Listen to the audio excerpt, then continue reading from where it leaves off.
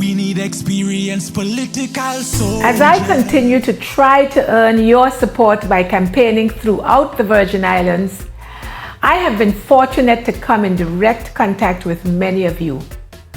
Unfortunately, I'm yet to reach everyone, to hear your concerns and discuss real solutions.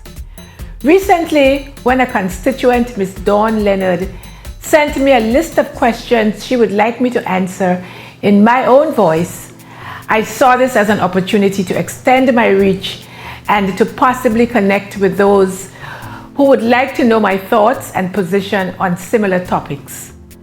With that, I have decided to share my answers with the general public so that you may get to know me better. Do you think NHI needs to be reformed? The short answer is yes. For context, however, I must add that the NHI scheme was introduced to ensure access to affordable health care. Since its inception, many families have benefited from having this territory-wide insurance coverage. As such, we know, at least in part, that this is working for a number of persons. However, a rise in healthcare costs, failure on making NHI contributions, and other factors are challenges that the scheme is facing. As with all new programs, there is a need for regular appraisals, with changes here necessary. If elected, I will push for a comprehensive review of the entire NHI system, including coverage for expanded services, funding mechanisms to ensure that fairness and effectiveness are at the heart of this vital insurance program. This review must also include consultation with all stakeholders. What strategies do you plan to implement to address unemployment? Sustainable economic growth and an increase in productivity are key drivers of employment. We have been hearing a lot about the impact of the hurricanes and the COVID pandemic on our economy. And while I will not dispute this fact, I will work to ensure that we transition from excuses to solutions. I therefore propose the following as solutions to begin to address this particular issue. First, a long-range infrastructure development plan, the implementation of which will bring jobs in construction and in engineering. A new framework for micro, small, and medium-sized businesses, and the cutting of unnecessary red tape.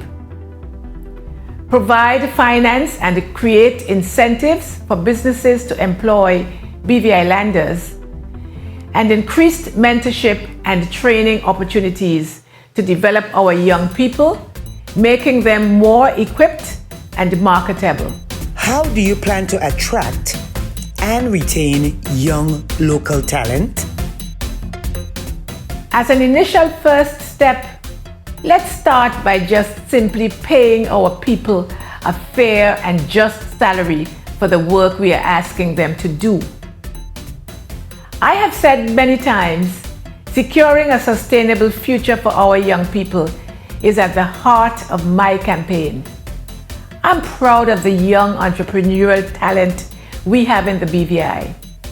They are an example to us all, and I am energized just by listening to them. Many of our young men and women are keen to start their own small and micro businesses. We must encourage and find ways to support them. I would work to reintroduce the Small Business Bureau with a mandate to provide support in this area.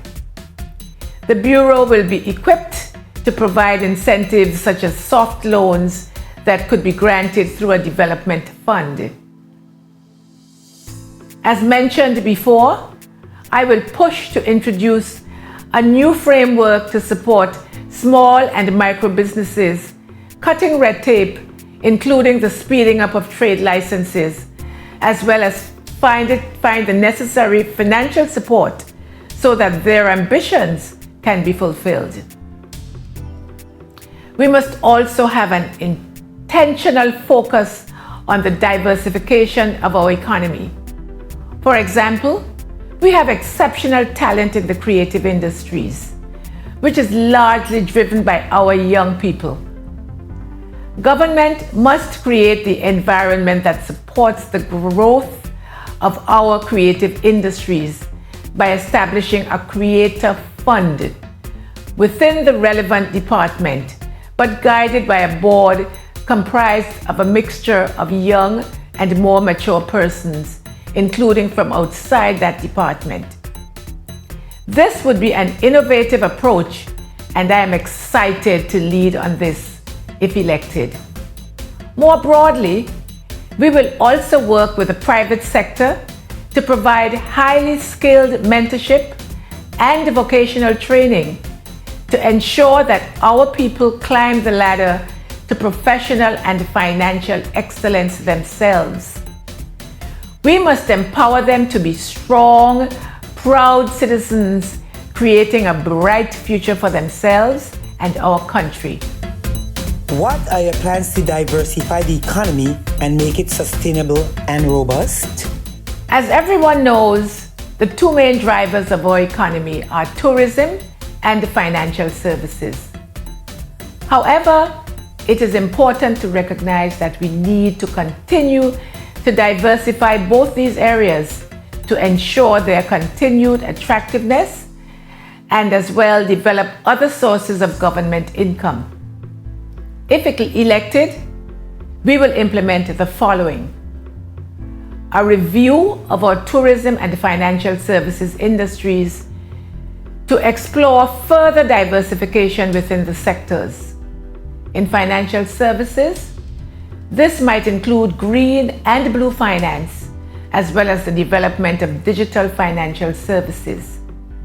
In tourism, we would look at how the direct flights between the BVI and the US and the strategic agreement with the Florida Caribbean Cruise Lines Association could be leveraged to increase the number of bed nights in the BVI, as well as assessing new products within these sectors, including events in tourism like conferences, sports, and incentive travel.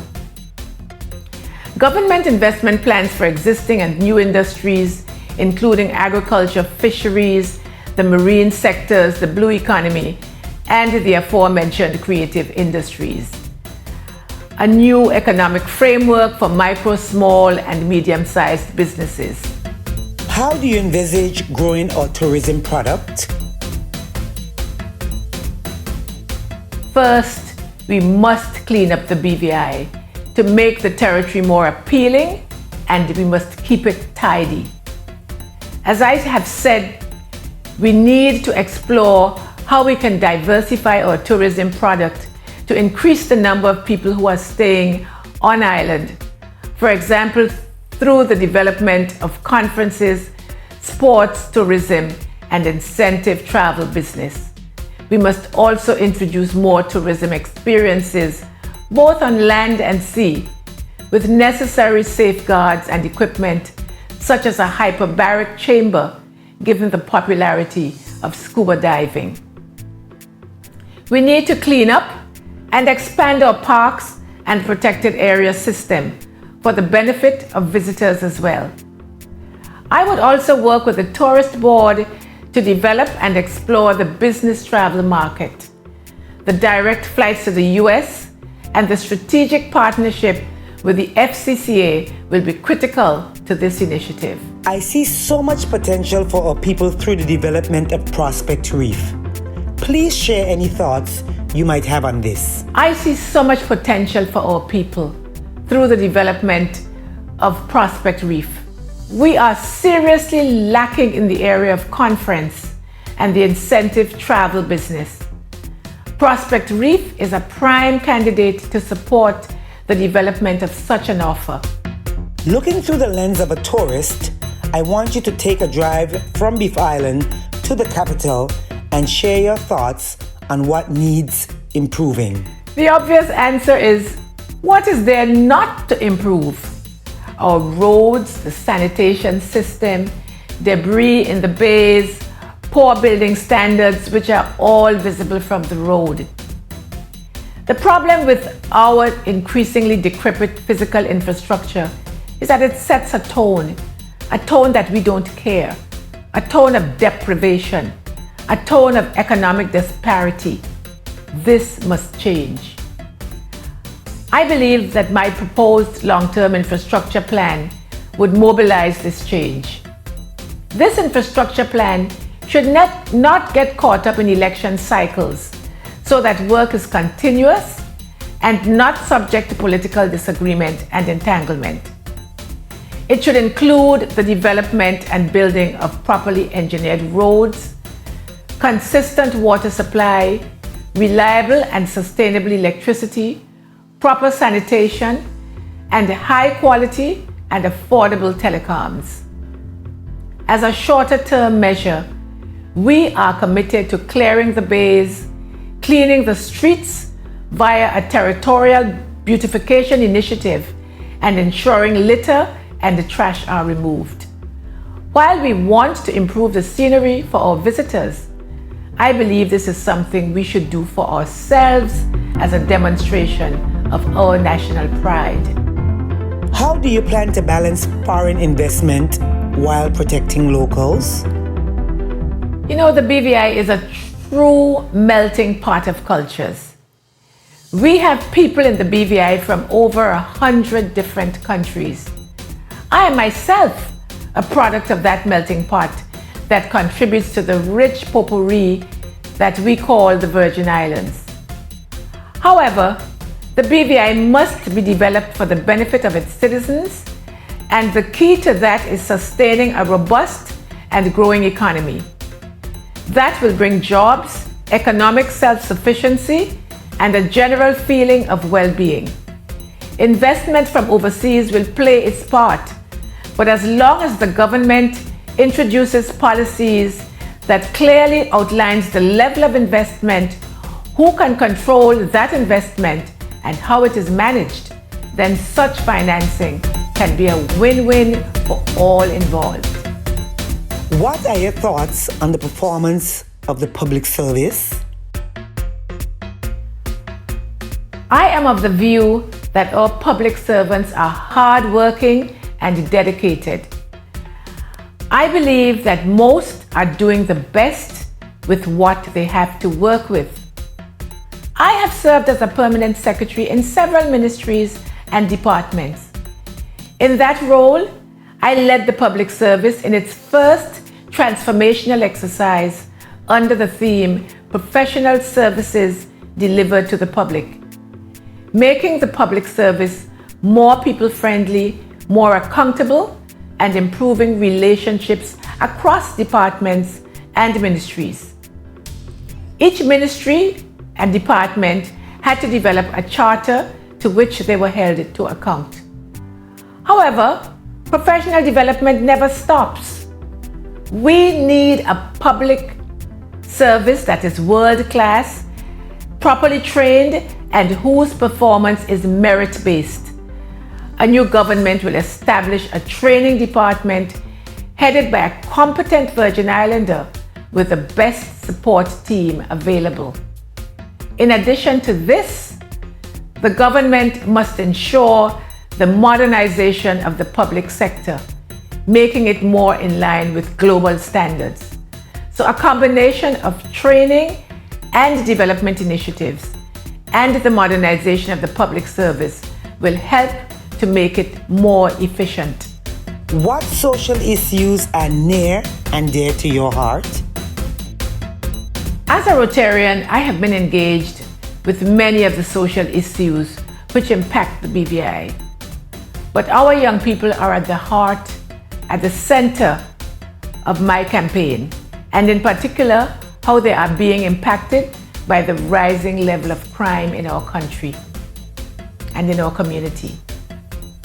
I am also passionate about children with special needs, and especially children with autism. If elected, I will fight for more inclusiveness for these children or young people, as well as the provision of the requisite financial resources to ensure that they are the best citizens that they can be. We are all concerned about the increased crime we now see or hear of on a daily basis. It blights our lives and it threatens our economy. Among the reasons tourists come to the BVI is because it just feels safe. I do not want to hear another report of our youth killing each other. These are young people with parents, brothers, sisters, and friends. Only as a community can we make ourselves more resilient to crime's tentacles reaching out. So dissuading and rehabilitating those involved is critical. As an elected representative, I will work with all relevant bodies to come up with credible ways to reduce the levels of crime and support the rehabilitation of those individuals and their families who have found themselves lured in. HLSCC just celebrated 30 years. After 30 years, one cannot receive a basic bachelor's degree from that institution. What are your thoughts on the future tertiary education in the BVI? If you may, please share your vision for secondary education and education on a whole in the BVI. I have served on the board of the Youth Empowerment Program for nearly a decade. And as a former member of the HLS Community College Board, so I know the institution well.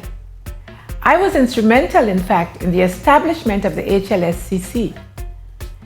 The college has enjoyed much success in providing the training and the qualifications that our economy needs. In particular, I applaud the decision to establish a second campus on Virgin Gorda to focus on hospitality and the culinary arts.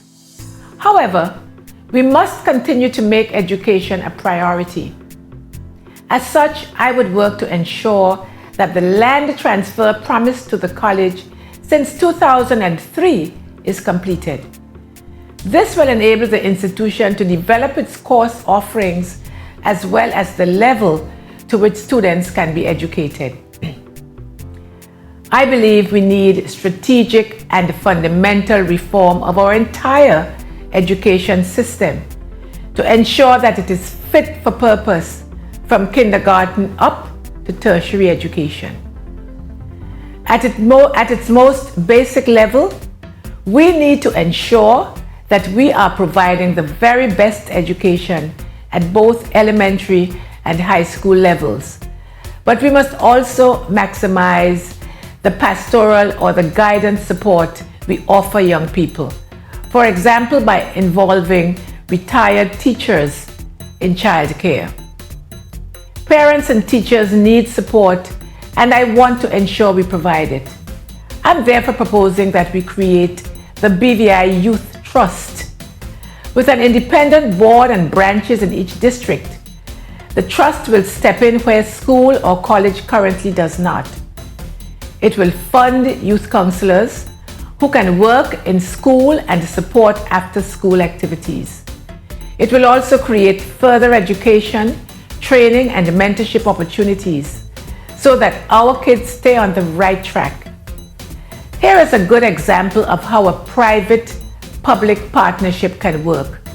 By getting a commitment from the private sector to finance these extracurricular activities while the government funds education and directs the work. Staff in the private sector can also provide much needed mentorship to these young people. What is your position on homosexual marriage becoming legal in the BVI? A personal belief of mine is that of the freedom of consenting adults to love whom they choose. But there are very strong views on this matter on both sides. Therefore, my position is that the people should decide on the way forward, and as such, the idea of a referendum seems to make good sense. What is your position on self-determination? I would like to see the restoration of a cordial relationship with the Virgin Islands and the United Kingdom. I don't believe hostility gains anything for either party. I believe in a mature partnership. Looking to the future, if independence is to come, then it can only do so with the support of the BVI people. In short, through a referendum. My sense is that currently there is a distrust for politicians, so we must first work to restore confidence in our people, in our ability to govern effectively. Until this is done, the conversation about self-determination will bring nothing but contention. At the same time, we can only earn that trust by serving the people with integrity. We have to show that we can govern well, operate a sustainable economy, and that we are committed to creating an equitable society. The late Honorable R.T. O'Neill commissioned an exercise on the cost of independence. But it's more than about price. It's about our freedom from another government, making decisions especially related to our external affairs and law and order. It's about having a more direct relationship with the world. It's about freedom to choose, and most of all, it's about having a level of maturity to manage ourselves. My belief is that we will get there, and that the people of the BVI will follow the path to a bright future. But we must begin by ensuring that a solid foundation is in place first. Our country has more power with Lana in we corner. The future looking brighter with Lana in we corner.